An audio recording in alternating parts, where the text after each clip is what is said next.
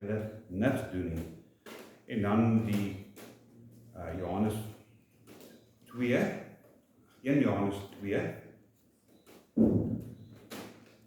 Ek gaan net hierdie gedeelte gebruik as 'n perikoop. Hy sê 1 Johannes 2, my kinders, ek skryf hierdie dinge aan julle, dat julle nie moet sondig nie. En as iemand gesondig het, ons het 'n voorspraak by die Vader, Jesus Christus die regverdige.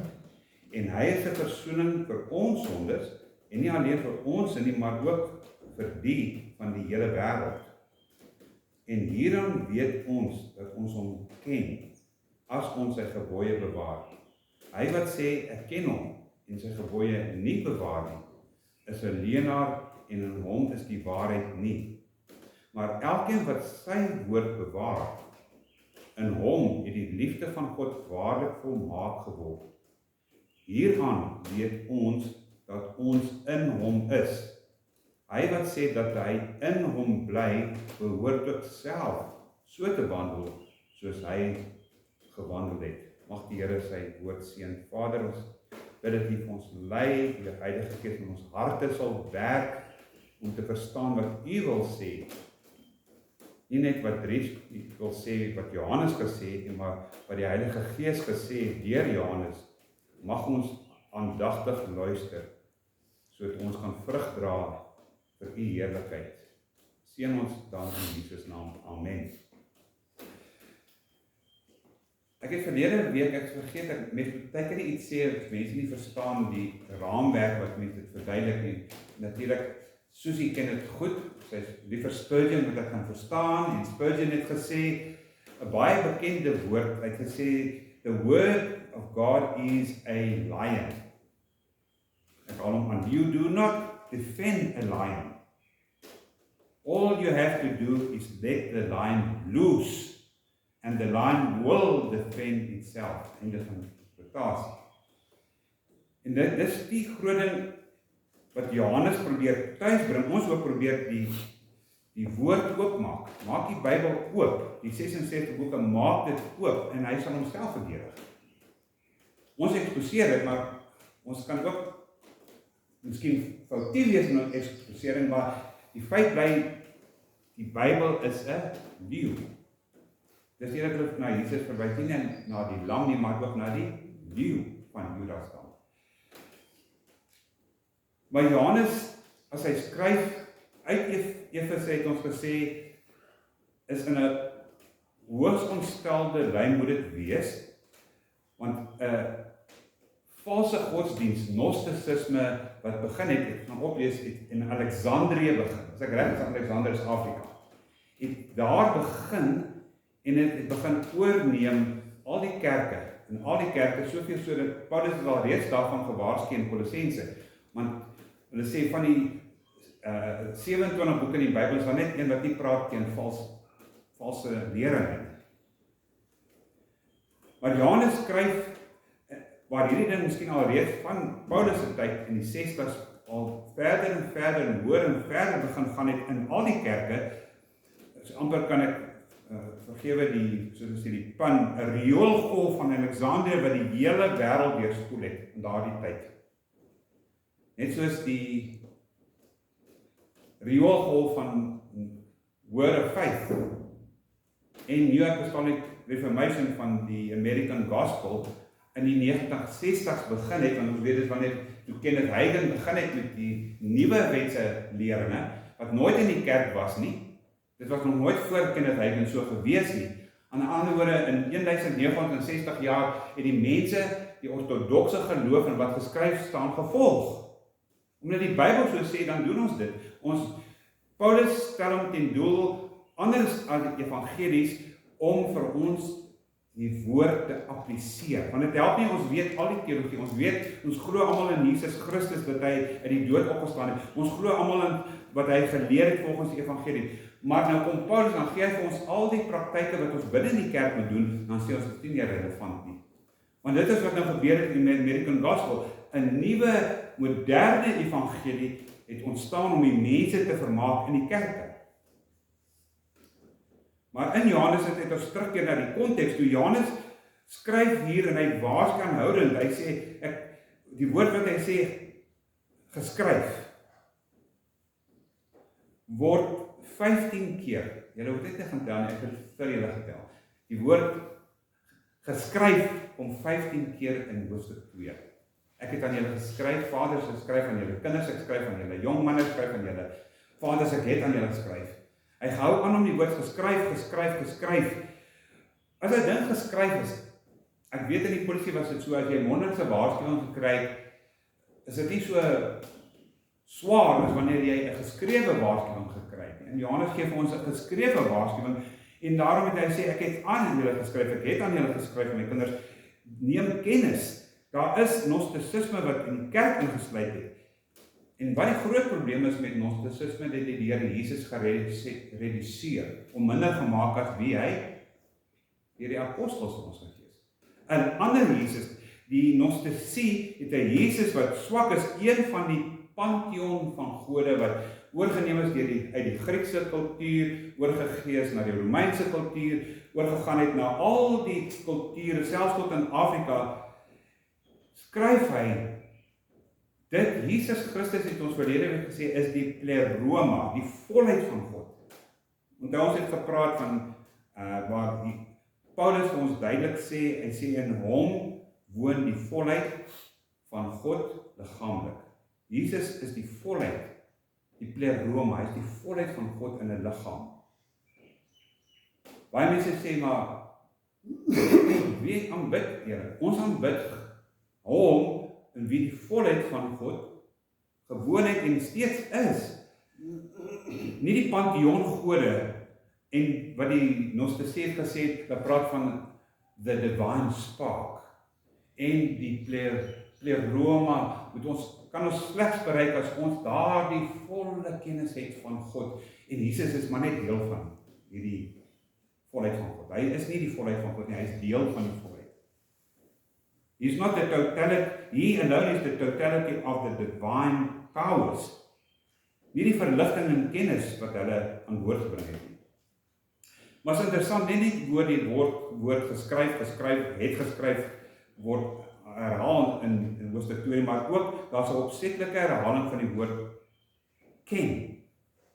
As jy kyk na hierdie gedeelte, waar ons kyk vers 3, hy sê, en hieraan weet ons, nou die weet of ken, is dieselfde woord, ken en weet. Ek weet en ek ken. Hy sê, hieraan weet ons, dat ons hom ken. Hoor jy die woord 2 keer? Hieraan weet ons, dat ons hom ken. Interessant, die Engelse vertaling sê dit eintlik bietjie beter. Die ESV sê, 1 Johannes 2 vers 3 sê, and by this we know that we have come to know him. Come to know him. If we keep his commandments. En dit kom natuurlik van die woord kenesko. Dit waar die woord gnosticisme vandaan kom, kennis, die kennis van God. Die ware kennis sê hy het ons. Nou sê Johannes met ons, hierin weet ons en ken ons dat ons hom ken. Vers 4, hy wat sê ek ken hom, daar gaan ons vir die letterlike die derde keer. So 'n beter woord weet ons, hieraan weet ons dat ons weet as ons sy gebooie bewaar. Hoe weet ons dat ons weet dat ons hom ken as ons sy gebooie bewaar? En ons het verlede week gekyk na die gebooie volgens Matteus 5, en Jesus het gesê, duidelik vir ons gesê, toe iemand van hom gevra het, toe sê hy, die hele wet hang saam aan hierdie 2 wette. Die eerste een, jy moet die Here jou God lief hê met jou hele hart en siel en krag en verstand, en dan ook jou naaste, nie jou broer nie, jou naaste soos jouself.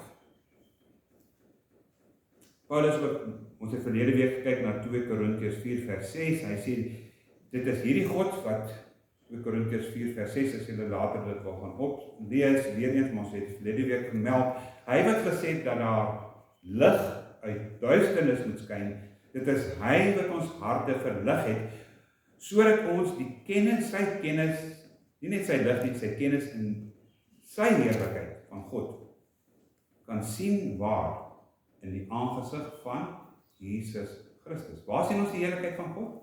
in Jesus Christus en in hom alleen. Daar's nie ander gode nodig nie. Maar wat bring die verligting dan? Die kennis van God in Christus Jesus se aangesig en wat hy ons beveel het om sy gebooie te bewaar, want hy het ook gesê, as julle my liefhet, sal julle my gebooie bewaar. Doen wat ek sê. Interessant, vers 4, hy wat sê, is 'n interessante woord wat Johannes gebruik, natuurlik pas dit mooi in die literêre struktuur, die manier wat hy skryf, word 3 keer herhaal. Hy wat sê, in vers 6, 1 vers, kyk vir my begin by hoofstuk 1 vers 6, hy wat sê,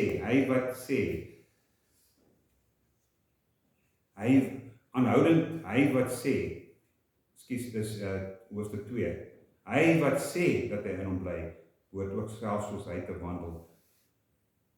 Vers 9 wat ons later by gaan kom, hy wat sê dat hy in die lig is. So dit gaan alles oor 4, 6 en 9 wat sê, hy wat sê, hy wat sê, hy wat sê. Die ander vertaling praat eintlik van whosoever says, whosoever, of wie ook al sê. En ons kry baie vandag, hulle sê, hy het gesê, hy het gesê, hy het gesê, hy het gesê, maar dit kom nie uit die skrif uit nie. Mense maak 'n nuwe skrif. Hy het gesê, hy het gesê, hy het gesê, sê Johannes. Nou tipies gebruik hy 'n teenstelling met 'n stelling en 'n teenstelling wat uniek is aan Johannes, want hy gebruik die swart en wit dualisme soos hulle noem. So vers 6 byvoorbeeld, as ons sê, dan gebeur dit. As ons sê, wat hy ook al gebruik het in eerste hoofstuk, as ons sê, 1 vers 6, as ons sê dat ons met hom gemeenskap het in die duisternis wandel, dan lieg ons. Maar as ons in die lig wandel, so hy gebruik 'n stelling, dan gebruik hy maar as 'n teenstelling.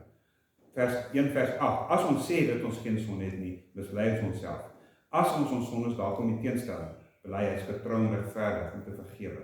As ons sê dat ons nie gesondig het nie, dan maak ons hom tot leenaar. So vers 8 tot 10, die herhaling ook in hoofstuk 2 van as ons sê, elke gever begin met 'n teenstelling.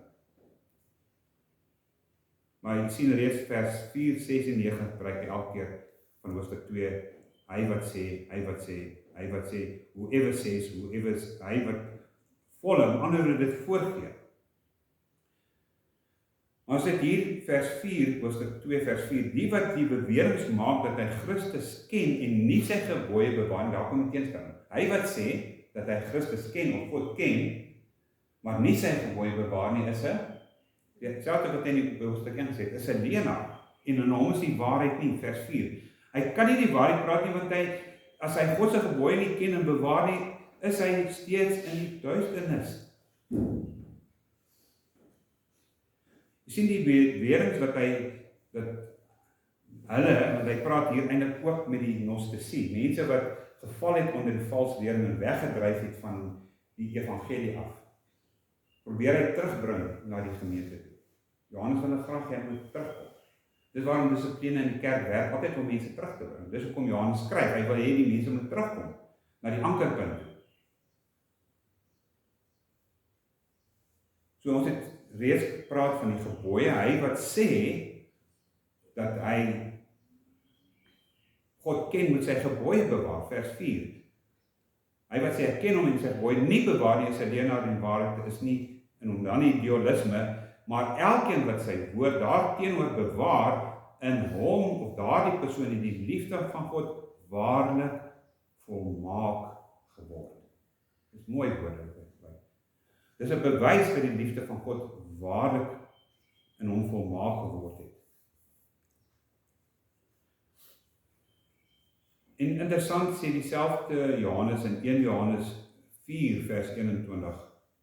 En dit is 'n deurlopende tema, want Johannes hou aan om 'n tema oor en oor. Dis soos 'n klip wat jy in die water gooi en maak kringe weier en weier. Johannes gaan net weier en weier met sy stellings wat hy maak. Maar net, ons gaan dit, hierdie sal ons weer hoor, en selfs in Johannes, ek kan nie sê dat ons God lief het en sy broer of suster haat nie. Daar bestaan nie so ding volgens Johannes nie. Hy sê dis 'n leuen. En veral in hoofstuk 4 herhaal hy weer hierdie feite, dat elkeen wat kyk 4:21 ook, en hierdie gebod het ons van hom, dat hy wat God lief het, of sê dat hy God lief het, ook sy broer moet lief hê. Anders maak sy geloof nie sin nie. Soos Jakobus wat daarvan praat. Maar Johannes bly in die konteks van die familie. En ons het verlede week ook gepraat van die agapao, dis 'n werkwoord vir agape. Hierdie hardloopklub, daar's 'n hardloopklub in die naam agape. Dit is mooi, ongelukkig dit is net 'n dier om vir hulle te hardloop. Maar hulle dra die hardloop hempies wat sê agape. En ons het gesê, dis nie maar net bloot die hoogste vorm van liefde nie. Dit is 'n goddelike liefde. En agape is die perfekte liefde. En eintlik is net God wat kan agape. Ons kan agape deur die Heilige Gees toe te laat om sy liefde in ons harte te bewerk. Dis al hoe ons dit kan doen. Nie soos die Hollywoodse liefde wat ons ken nie, maar dis infatuation, of dis 'n gevoel wat ons het vir ander mense, maar nie hierdie wat Johannes 46 keer gebruik nie. Dis die liefde, want hy wat sê, is belangrik dat hy ook sy naaste sal lief hê. Te veel mense sê vandag, julle het gehoor, die een het dit gesê, het julle gehoor, daai een het dat gesê, het julle dit gehoor, hierdie een sê so, en baie mense luister na verskillende mense se stellings, maar ons moet luister na wat sê God daarvan. En terug na Gnostisisme in die tyd, daar is net een openbaring van God in Christus, en God het dit self uit die hemel met Jesus se doop, het God dit bevestig en sê, dit is my geliefde seun. Nie, daar's nog ander geliefde seuns ook van my nie. Het gesê, dit, toe die Heilige Gees in die vorm van 'n duif op Jesus neerdal, en dan word dit weer bevestig op die berg van verheerliking, waar die stem uit die hemel kom en sê, dit is my seun, luister na hom.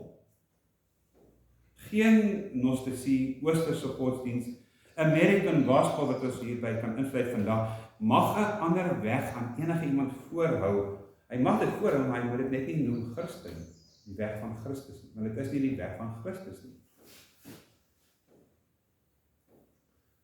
So, ons het ook gekyk, paar maande terug na Paulus wat in Galasiërs 1 vers 6 praat, as iemand 'n ander evangelie verkondig as hierdie evangelie, sê Paulus dit direk. Dit is in Hebreëus sê gerem, dis vervloek. Dis iemand anders, selfs 'n engel of ek self sê Paulus, of enige iemand 'n ander evangelie na julle bring, want hierdie evangelie plaas Jesus op die voorgrond en sê, kyk na hom, aanbid hom, en hom alleen, en soos hy verkondig word in die Skrifte. As iemand 'n ander evangelie bring, en daarby las, is dit gerem, dit is vervloek, anathema. Daarom het hy sê, al wat behoort te volg, dat alle mense sy gebooie bewaar. En waar vind ons die gebooie? In die geskrifte. Anderster sê hy, wat hy ook sê in vers 4, dan is hulle leenaars en is die waarheid nie in hulle nie. Ek is so bang, ek het nie by die universiteit gestudeer, ek het by 'n college gestudeer wat aanneem dat die Bybel is God se woord. Anders as by Unisa waar ek begin studeer het, hulle sien nie die volle Bybel as God se woord. Maar ons weet dat die Bybel word nie by baie universiteite verkondig nie. Hulle herken nie die historiese Jesus wat vir ons gesterf het en letterlik fisies opgestaan het nie. Hulle herken 'n Jesus wat nie van die Bybel is nie. Volgens hulle leringplanne en by Unisa en by al die universiteite is Jesus 'n gewone mens. Hy was nie die seun van God nie. Hy het ook nie fisies opgestaan nie. Hy het net in hulle hart opgestaan, maar hy het nie fisies, histories, letterlik opgestaan nie. En as jy dit met jou mond sê, nee, maar ek glo, hy het nie fisies opgestaan nie, maar hy staan my op hart, het in my hart opgestaan, sê hulle, jy is 'n Christen, baie geluk. Dis amper soos sê moslim, nee, die moslim sê vir jou, hoe word jy 'n moslim? Maklik. Al wat jy sê is, Allah is God, Mohammed is sy finale profeet, en dan kom 'n moslim na jou toe en skud jou hand en sê, baie geluk, jy het 'n moslim geword. Dieselfde, die tye wat is 'n ander Jesus wat verkondig word. Wat in die universiteite verkondig word, is gnostisisme in 'n moderne vorm. Want wat ons moet onthou as Christene, wat ons sê ons is baptiste, wat vashou in die skrif, en die skrif alleen, sola scriptura, net die skrif, hou ons vas in die 66 boeke. Onthou Dr. Bob van die Bible College, wat 'n Amerikaner was wat vir ons klas gegee het, 'n insendingkunde baie interessante stelling gemaak. Nou sê ek naam verkeerd. Ralph Christensen, Dr. Ralph Christensen, het iets gemaak wat waar is aangaande nie net oor sendingwerk nie, maar in die algemene praktyk, want dit help nie ons sending is reg dat ons verkondig buite Jesus is Here en ons bring mense in om te glo in Jesus en in die skrifte te lees nie. Hy het gesê culture, en as ons praat van culture, is 'n breë term, kultuur. Culture beteken ook hedendaagse lewensbeskouing, wat ons het, hoe ons dinge beskou vandag, modernisme, en hoe mense dink, hulle lewenswyse, alles kultuur en subkulture. Culture must go through the grid of the gospel. Klaar, dis sy punt. Watter kultuur jy ook na uitreik, maar Maoris, ek wil jy ook die Maoris ken, en al daardie verskillende kulture ken, en watter eiland jy ook al toe gaan, al daardie kulture moet deur die grid, die rooster van die evangelie gaan, om te pas. As hy nie daarin pas nie, is dit nie die evangelie. Ons kan nie toelaat die kultuur, ook van modernisme, want die Bybel moet gaan deur die kultuur se grid. Dit werk nie so nie. Dis 'n verkeerde Bybel, dis 'n verkeerde Jesus. Ons pas nie wat ons glo aan volgens ons kultuur, waar die dametjies almal nou deesdae korter, die rokkies raak al korter, deesdae sodra hulle kort broeke soos die mans, dat die kultuur moet deur die grid, must go through the grid of the gospel. Dit moet pas by die gospel. Wat sê die evangelie? Wat sê die Bybel daaroor? Nie andersom nie. Ons kan nie vir amper 2000 jaar 'n sekere ding doen en dan besluit ons nee, ons doen dit nou anders in die kerk. Wat ons dan doen, ons vat hierdie nuwe gewoontes en ons druk dit deur die grid van die culture. Dis nie wat God van ons verwag nie. Hy verwag ons moet luister. Daarom is sy woorde duidelik. Agape wat ons sien in die vers 6 of vers 5, maar elkeen wat sy woord bewaar en hom in die liefde van God waarlik volmaak geword. Weer is dit met deur die woord se grid gaan. Dit moet gaan, kultuur, praktyk in die kerk, alles moet deur die grid van die evangelie, moet deur die Bybel uitgesing word. Is dit nie waar ook, soos hy dit Spurgeon gesê het, the Holy Spirit rides in the chariot of Scripture, and modern thought adds nothing. Moderne gedagtes, selfs in Spurgeon se tyd 1600 of 1800s, kan nou nie, maar Spurgeon het self gesê, die Heilige Gees wat hy eintlik basies doen, ry net in die waal van skrif. Moderne gedagtes, want dit het al in Spurgeon se tyd begin, dat hulle die baptiste begin weg raak het van die baptiste. Dis hoekom hy op die uit die baptiste is, want hy het gesien 'n moderne baptiste kerk daardie tyd kom na vore, en hy het gesê dat kom ons kom terug na die skrif. Because modern thought adds nothing to God's will and His laws and institutions. Maar vers 5, agape en perfeksie, daai woord teleos, en agape is boesemvriende. Agape en teleos, want wat is agape? Dis volmaakte liefde. En teleos, perfeksie, dis dieselfde. Hulle is by mekaar. Hulle word in mekaar geheg in vers 5. Dis een en dieselfde. Jy sien om God se woord te onderhou is relatief maklik verstaanbaar, is dit nie? Ons kan oor dinge sê, nee, ons verstaan nie, byvoorbeeld die wil, ons verstaan nie. Maar wat hy sê, dat jy jouself moet bekeer, jouself laat doop, jy moet ophou sonde, berou hê oor sonde, dit is maklik om te verstaan, dit is nie moeilik om te verstaan, dat jy jou moet bekeer nie. Al is dit die Heilige Gees wat alles doen, maar op die ou einde, aan die einde van die hele bekering, die berou, belydenis, bekering, moet lei tot die einde van die laaste vers in Matteus 5. Daar is een vers wat uitstaan, wat aandui wat in 2 vers 5 staan. Wat sê die Here Jesus as hy besig is met die bergpredikasie? Matteus 5 vers 48. Wees julle dan volmaak, soos julle Vader in die hemel, Teleos, volmaak is. Julle moet, dis my standaard, sê God. Ek kompromeer nie met hierdie standaard. Dit is waarna toe julle moet gaan. En julle moet perfek word in liefde. Ons moet gesinkroniseer word met die liefde van die Here Jesus Christus, sy Heilige Gees wat in ons werk, moet ons volmaak gemaak word. En as die Heilige Gees ophou oortuig van sonde, dan sê die Heilige Gees waarskynlik nie aan boord nie. Of 'n ander gees is aan boord, maar dit is nie die Heilige Gees nie. Want hy sal kom om te getuig van sonde, geregtigheid en oordeel. En ons sinkroniseer ons met die Heilige Gees. En sê maar, hoe sinkroniseer ons met die Heilige Gees? As ons sy gebooie bewaar, as ons oortuig word van sonde, as ons getransformeer word. Broer het vanoggend gebid, Here vergewe ons as ons gou kwaad word. Is nie verskoonbaar nie. Maar ons sit almal met die siekte, veral mans, nee, ongeduld, frustrasie. As die Heilige Gees nie oortuig dit verkeerd nie, is die Heilige Gees waarskynlik nie aan boord nie. Dan is hy nie deel van die sinkronisasie, want hy sinkroniseer ons.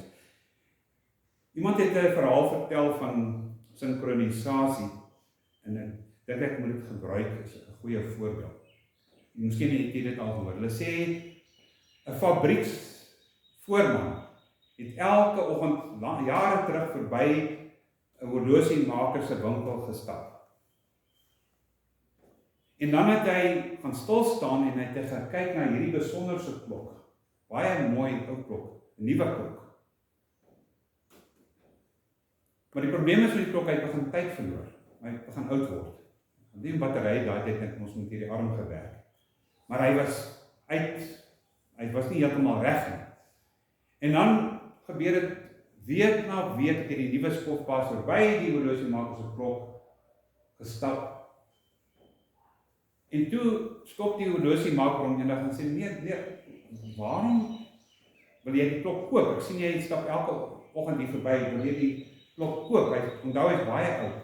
Hy sê vir hom, nee man, ek is die skofbaas, ek moet die sirene lei wanneer mense aan diens kom en wanneer hulle van diens af gaan, so ek sinkroniseer my horlosie met jou klok. En die man lag. Hy sê, hierdie klok is dierig verkeerd, so ek sinkroniseer my klok op jou sirene wat afgaan. So ons neem aan jou sirene is reg. Maar dan word die sirene gesinkroniseer met die verkeerde klok. En so gaan dit een groot gemorspel, wanneer ons begin sinkroniseer, nie met die skrifte nie. Want die Heilige Gees ry binne in die wa van die geskrifte. En as ons onsself met iets anders sinkroniseer, is ons nie in sinkronisasie met die Heilige Gees nie. Nee, wie maak die skrifte in ons lewendig? Onsself. Is ons so wonderlik dat ons self in ons eie lewe net die goed kan ontvang en wonderlik ons aanbid die Here daarin. Jy sien, kom ons gepraat het, daarin, ander mense is nou nie volgens hier, maar hopelik volg hulle op hier.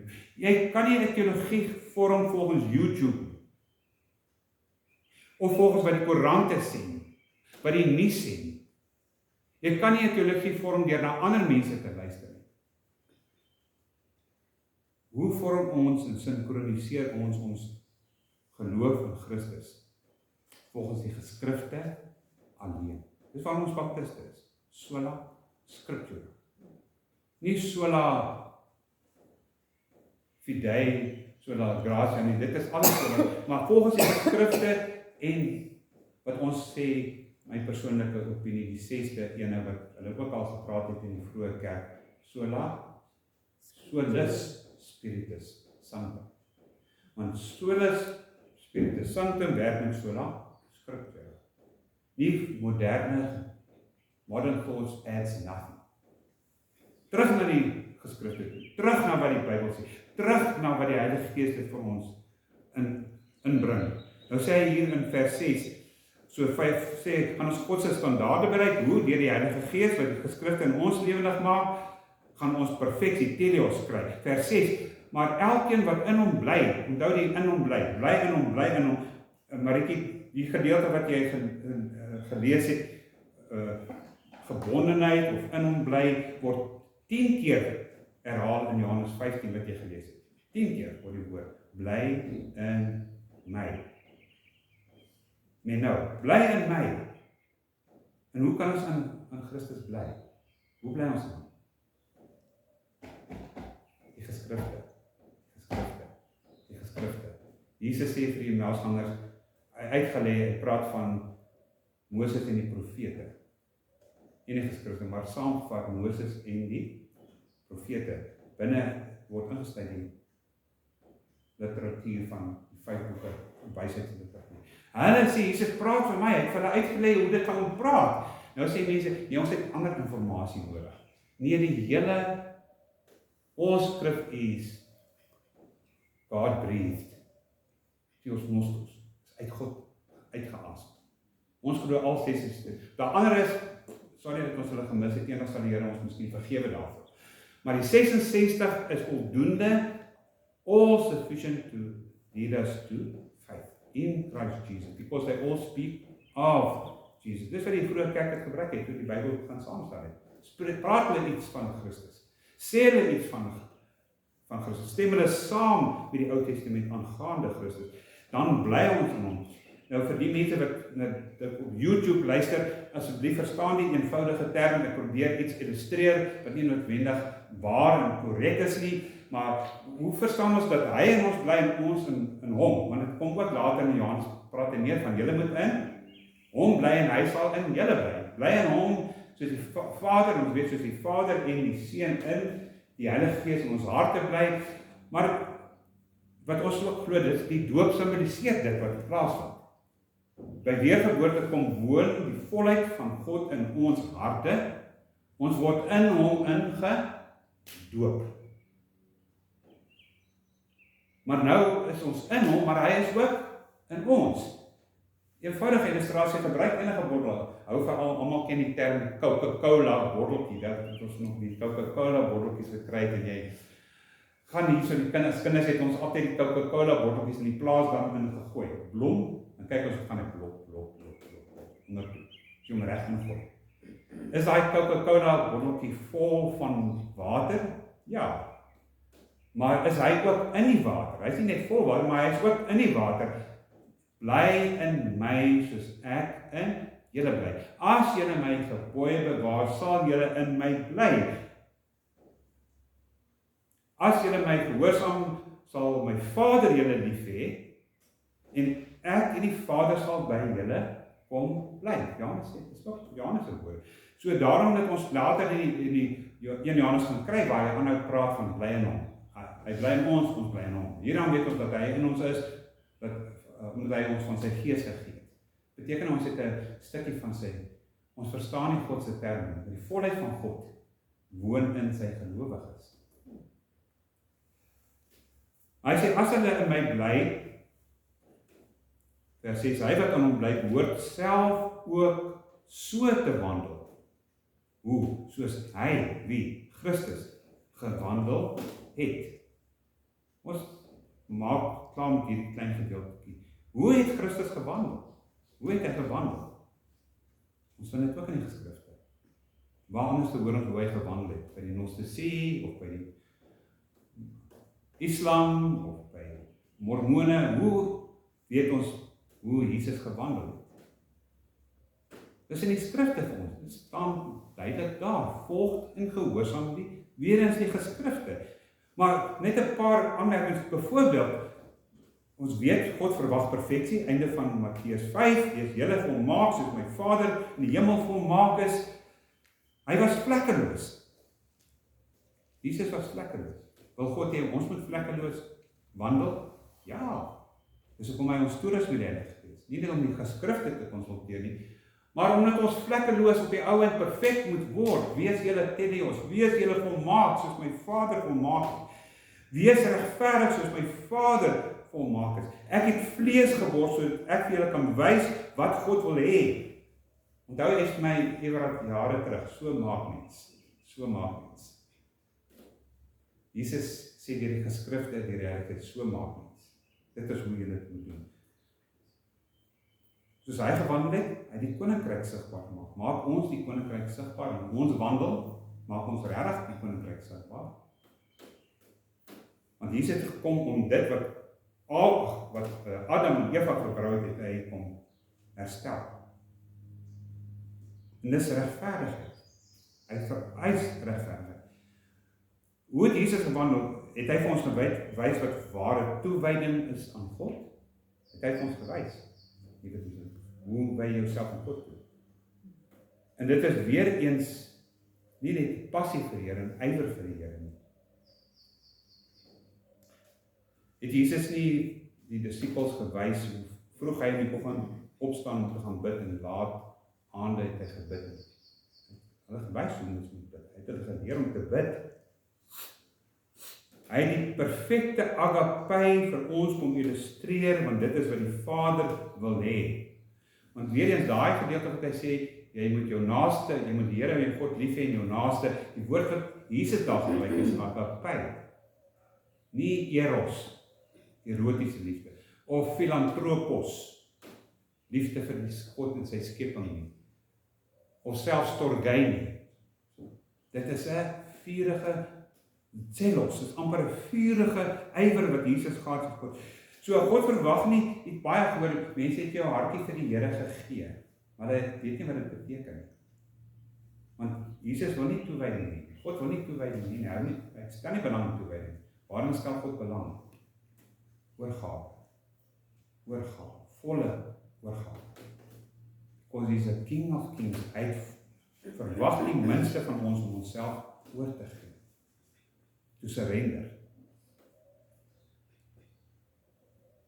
Wat doen ons probleme het en beangs en benoud is? Jesus in Johannes 12 vers 27 wat ek ook al gemeld het, wat Jesus sê, nou is my siel hoogs ontsteld.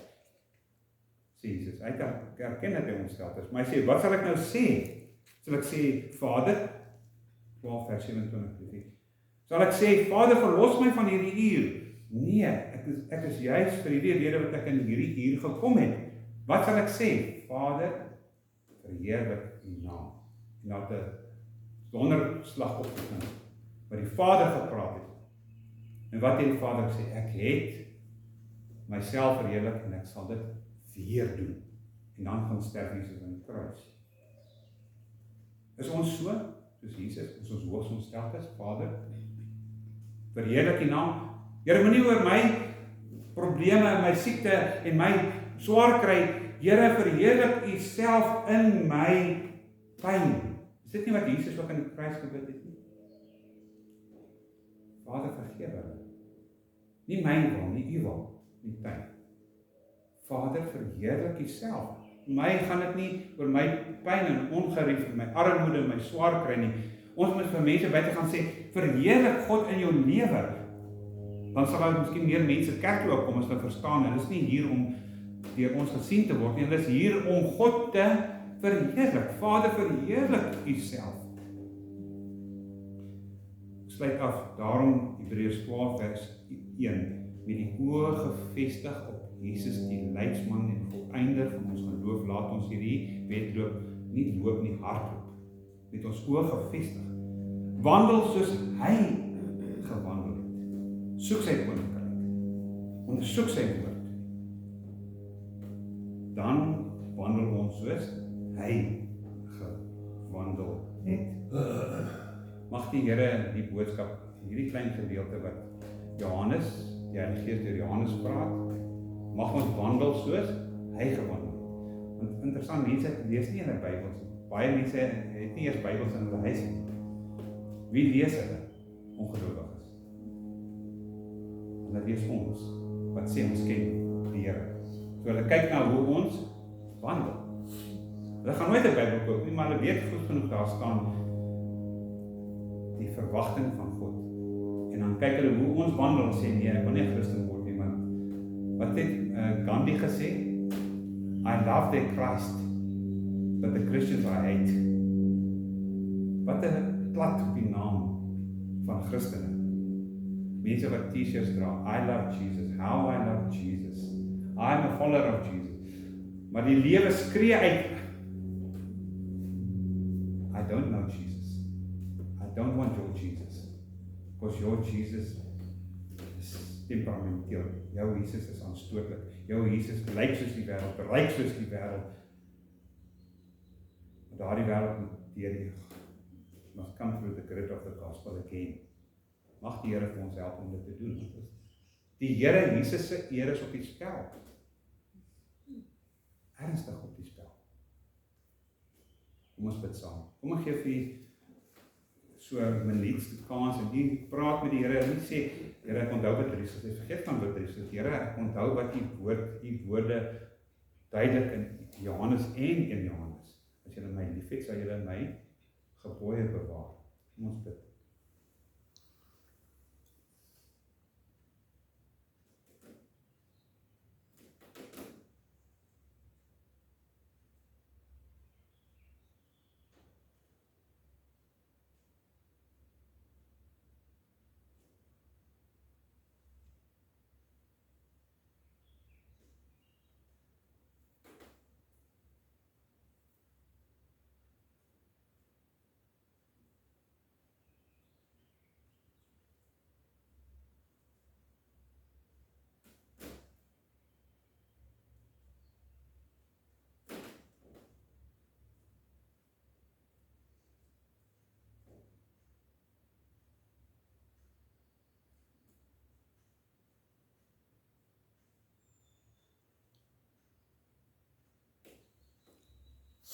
Vader, vergewe ons as ons dink ek staan op die verhoog en ek lewer 'n performance. En mense sit en hulle luister, wat nie so is nie. Ons is almal hier onder u woord. U woord is waarheid. Help ons om die woord nie net te glo nie, maar te verkondig. Help ons dat ons self deur die rooster, die grid van die evangelie sal gaan. Sodat ons alles wat ons doen sal meet aan u opdragte. Want u het inderdaad gesê, moenie vir my sê, Here, Here, nie doen wat ek sê, doen wat ek sê. En u wil hê dat ons, Here, gehoorsaam sal wees in elke opsig. Dan weet ons wandel soos hy gewandel het. Mag ons wandel soos Christus, nie soos die wêreld nie. Mag ons nie wandel soos Christene nie, maar wandel soos Jesus gewandel het. Dan sal ons in u bly en u in ons. En ons sal baie vrug dra. Vir elkeen wat na die boodskap luister, Here, die paar van ons wat vandag hier is, wat miskien nie so nodig het soos die wat deur die video daarna sal luister nie, bid ek dat u hulle harte sal aanspreek, dat hulle hulle lewe nie sal toewy aan u nie, dat hulle hulle self sal oorgee aan u, om te doen wat u vra, om te bewys dat hulle ernstig is om u te ken. Ook vir hulle wat, Here, Sondag in die kerk toe kom nie, wat 'n verskoning het om nie kerk toe te kom nie, mag hulle luister, nie na Dries nie, mag hulle luister na die leeu wat oopgemaak is, sodat hulle harte kan rig, opnuut op nie, terug na die basiese toe, terug na dit wat verkondig is en geskryf staan, bid ons in Jesus naam.